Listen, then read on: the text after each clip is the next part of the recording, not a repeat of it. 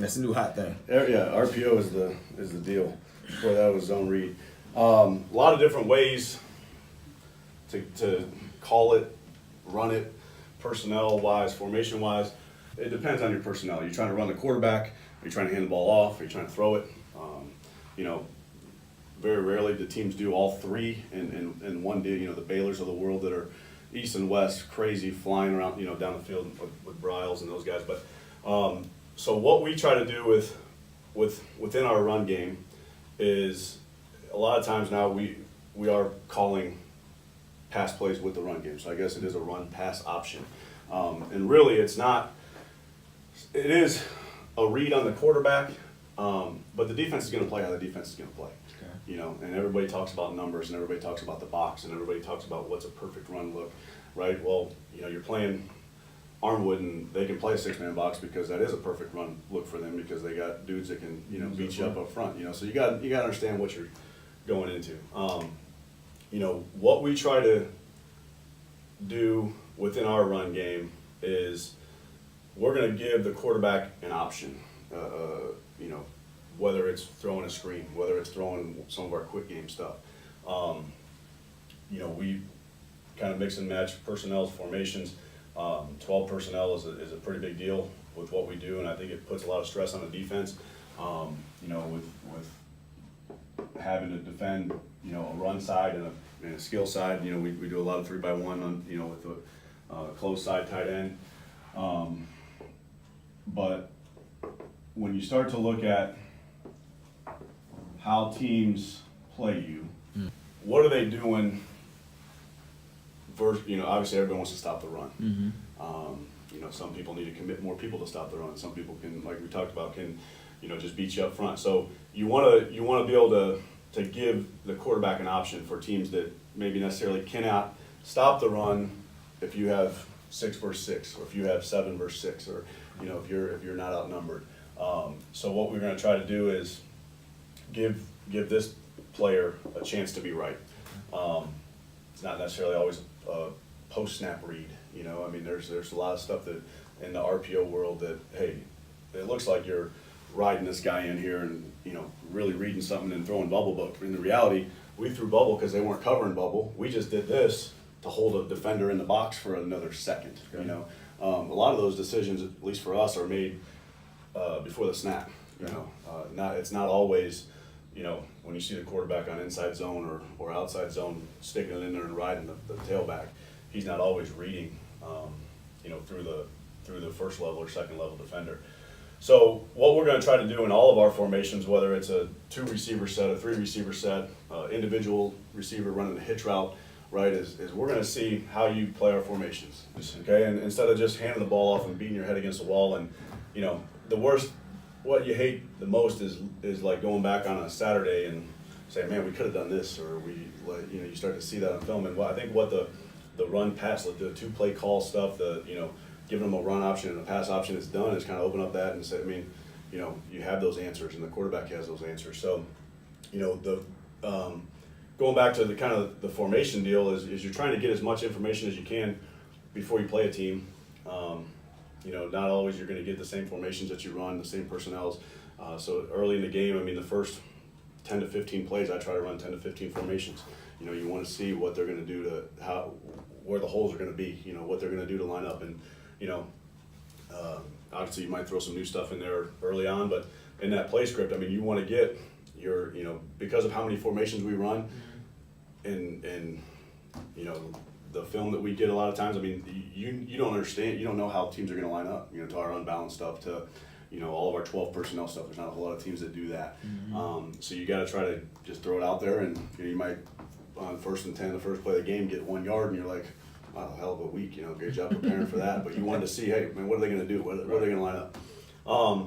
Once you get that, then you can kind of, based off of all of our concepts and what you're doing, call your RPOs, So the teams that play fast and the no-huddle teams and the one-word call teams and all that stuff, some of that stuff is just, they play so fast. And it's hard it's hard for the defense, but it's also kind of hard for the offense at times, I think, because you don't know what they're going to do. You don't know how they're going to line up. You don't know when you're playing with that speed, I mean, and the defense is out of alignment. You know, they might fall into a play because they're not lined. So I'm more of a guy, like, we do a little bit of tempo and everything else, but I want to know where the hell you're going to be, you know, and it's not much. I don't want to try to trick you with that. I want to trick you by alignment and trick you by personnel and moving people around versus trick you with speed, because I want to be able to know, hey man, is this area open on the field? Okay. What are we trying to do? So start talking RPOs, you know, off of our zone game. You know, we're going to first see, before we call the RPO, what do we have out here? Do we have bubble? Okay. All right. Do we have our quick, which, you know, you're going to block number one and throw the smoke screen to number two? Okay. Do you have a slant with an arrow? Do you have all slant? Do you have stick? You know, do you have your pop passes? You know, and Got all of that right there. all that stuff. You know, and this is trauma Perfect for for an you. offensive guy. And defensive guys will say, we're taking this shit away. That's great. You know, so you kind of you call what's there in my world. You know, do you run a fade with a speed out? You know, and it might be something that you didn't practice all week, but I mean, how many times have we thrown fade with a speed out all year? I mean, the kids know what that is. If we tag it, it don't matter. So the kids are just executing what you call them. So what we're trying to read a lot of times is, you know, last year our quarterback couldn't run at all. So this year I think we got a guy that can run a little bit. So it might change in terms of getting us that threat to run the football. But the quarterback's going to come up and see if it's a beneficial box for us to hand the ball off to. You know, if teams are playing us too high, a 7-man box right here, if we're running outside zone, if we're running inside zone, if we're running a power concept, whatever, you know, do we have the numbers to block it? So I think the first thing you need to do is teach your quarterback, really, hey, is this a good run look? Okay. You know, you count the box? People say, hey, they cut the field and go 4 and 3, or do you just count the 7 in the box or the 8 in the box? And, you know, outside of a third down or, you know, obviously end of the game situation, the quarterback has freedom right now to decide. You know, they're not looking at me to decide if they're going to hand it off or throw it. I mean, that's what we've coached them to do. So, you know, we might call all hitch. Okay, we might call all hitch, and on the snap, if it's zone left, you know, as he's taking a look at the snap, his eyes are going to be here. Okay, I mean, we think we can throw hitch. All right, but you know, so yeah, you might be reading that second level, and there might be times if he's just stacked in the box or if he's walked up on the line of scrimmage, we're going to throw hitch and make you tackle us. Okay, we're going to do it. All right, and if you come down and knock our head off, well, I'm not going to call hitch again. You know, great job, 2nd and 10. So it's a little bit, you know, we might call an all slant, we might call bubble. You know, I mean, you kind of start. We start more towards the bubble and the quicks than getting into sticks and slants and down the field stuff. But you know, for us, it's really what part of our quick game are you allowing us to throw on the perimeter? Okay. And then if you defend it, we'll go to the next one. Okay. If you don't defend it, it's coming again and it's coming again, and you know, and you start to widen this cat out of the box. You know, you take the will and you move them out. Well, hopefully we can block 6. Okay. You know, or the corner. You know, you bring the whatever. You know, so the being at the line of scrimmage and being able to take a look at how the defense is lined up, how the defense is played, trusting your guys to go make that play, I think is you know, it's just giving the quarterback another option to be right, you know, versus, you know, so the run pass option in terms of the way we do it isn't necessarily always right, reading the defensive end or reading the end man on line of scrimmage. If they take the run away, now we're getting out and, you know, getting east and west with the quarterback running the football. I mean, we're just going to throw the ball, or it can look like, that can look like hitch, you know. I mean, the quarterback could just catch it and throw the hitch, you know, and they have freedom to do that. So we've tried to get it to where we're calling the right play. Now, you still got to execute it, you know. So if we've, you know, if they've widened out these linebackers for us, you know, the Sam's in the box, the Mike's in the box. I mean, the safety can be, the corner can be. That's fine. You know, if we've gotten a Will linebacker that's widened out, and we want to call all slant. Okay. All right. We're going to tell the number 2 receiver. All right, he has some freedom, okay, on the all slant, all right, based on where that overhang player is. His job is going to be to collect this cat or get open, all right. The number 1 receiver is running a 3-step slant, 3-step and a 45, your traditional slant route, all right. What the quarterback is doing now is reading, all right, pre-snap, is it a great look, all right. If if it's a great look, he's now going to end up reading that play side inside linebacker to see if we can get the ball thrown on the slant route. Okay, the number 2, when I say he's got some freedom, depending on where that guy lines up, he can run a 1-step slant, he can run a 3-step slant. Okay, he can run almost like a skinny, inside seam route. It might look like. All right, but what he's trying to do is collect his inside shoulder of this flat player or this area player. And try to either to create as much space right here as he can. Okay. All right. Quarterback might know, hey, we're going to get this ball thrown out here. He's going to stick the ball in here. If we're blocking zone Y, right? If we're going to block the end man, if we're going to read the end man, and we can run a zone arc with the tight end now leading. A lot of different things you can do in the run game. But what the quarterback's doing is he's going to read that inside linebacker. Okay. If he shows, we got a hole, throw the ball. Okay. All right.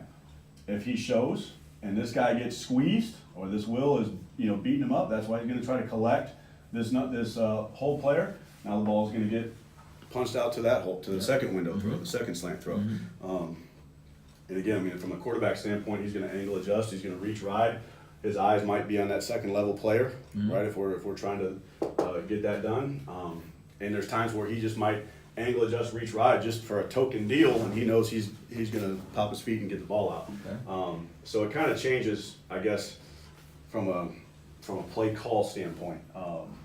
But what we're trying to do is if we do call the RPO, if we do whatever we end up tagging out here, it's the coach's job to make sure that that's the right look for us to run this against. Okay. So they do a hell of a job defending it. Which there's obviously ways to do. You want to make sure that the quarterback understands, right? You want to give him that option to get the ball out there. But at the end of the day, if we got a great look to run the football, let's go. Let's run the football. So. Do you, so on the defensive side, we'll tag some things to make sure we get certain looks. Yep. Do you tag play calls so the quarterback knows this is an RPO or this is not an RPO? Or is it built into the formation? Or play call. So yeah. No, we're gonna call like this for us would be try right up. Okay. All right. If we block the end, it'd be zone Y left. Okay. If I just call try right up, zone Y left, the T knows he's got to dig out the will. Okay. All right. He knows if it's nothing tagged, try right up, zone Y left. Right. We're blocking inside zone to the left. The quarterback's running inside zone to the left. If we're reading it, we're reading it. Whatever but zone Y is gonna tell us that the tight end's responsible to block the read key. Okay. If there's no tag, he's coming off and he's going to push crack or try to work to that safety. He's going to take most dangerous, which is right here going to be the inside linebacker or the outside linebacker, and he's going to go block him. Okay. All right. If I call try right up, zone Y bubble. They're running bubble. We call zone Y. So we can call try right up, zone Y. 15 different plays. It can be if you look at it, it's 15 different plays. It's hitch, it's stick, it's Y pop, it's all slant. It's slant with a slant arrow. It's quick. It's bubble. It's hitch. Whatever. So it just all those things look different on your end, right? And these receivers, coach, they run the shit out of hitch. Well, we might run the shit out of hitch this week because the backer's in the box. You're going to put a guy over my number 2. I'm not calling hitch. Right. Okay, we're calling all slant. We're calling bubble. We're gonna, it's gonna look something different. Same formation, but it's just tagged. So and the way you've learned it and the way you teach it is the tag adds on to become that RPO. So if we're calling the zone run play and we don't tag it with the pass play, then it's just zone run. Right. If I want to block on 3rd and 1, right? If we want, we're on the goal line and we don't, whatever. Circumstance. But if you just call the play, it's zone Y. Right. Receiver doesn't get the call. They know what their blocking responsibilities are. So you still have the old school football of making receivers actually block people. Correct. But yeah, it just depends on what look. If they're playing, if the Wills, inside leverage 4 yards, corners playing, at 6, and we got a quarter safety over. They got 3 over 2 out here. Okay, that sucks. Okay. Right, great job. You've eliminated a defender for us. Let's see what we got in the box. Let's see what we can scheme up in the run game. Let's see what we can do, elsewhere.